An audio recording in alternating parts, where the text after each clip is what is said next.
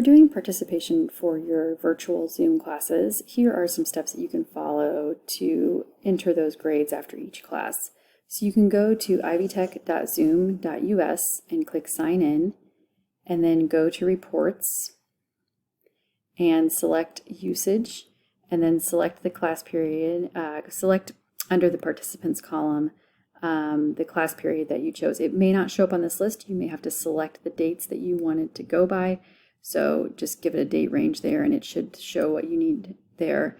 It will often list several more participants than you actually have, and that's because that's people signing in and out. So when you come up with this pop-up here, you can show unique users, and that cuts out a few of them, but you'll notice that some of them still show up multiple times. You will export it then, and it will show up as an Excel file, and so from there you can use this when you do your participation. So what I like to do is have that open on one screen and then have my participation open on another, and then I can more easily go through and do that. If you have fixed the rubric already so that you can enter your participation grades using the rubric, then when you get to the student, what's unfortunate is these are your students in your gradebook are in alphabetical order by last name. And in Zoom, or in the Zoom report, they're just in alphabetical order by whatever screen name they use. So you could use the Find tool, which is Control F on your keyboard.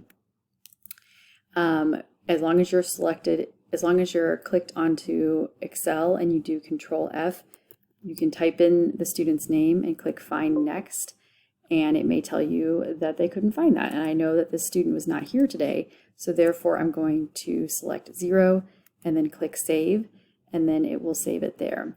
And then I'm going to go on to the next student, and I know that Caleb was in class, so I will use him as an example, and I need to be clicked on Excel, and I will go to the Find option and type in Caleb, and it will show me that he was there for 110 minutes, so for the duration of the class. And I remember him participating a little bit, although he did not actually contribute to many of the chats or any of the questions, so he may actually get a 4 out of that, even though he was there the whole time. So that's kind of how you can cycle through to have that up, and you can also make notes manually on a like a notebook or note sheet if that helps you to keep track of things.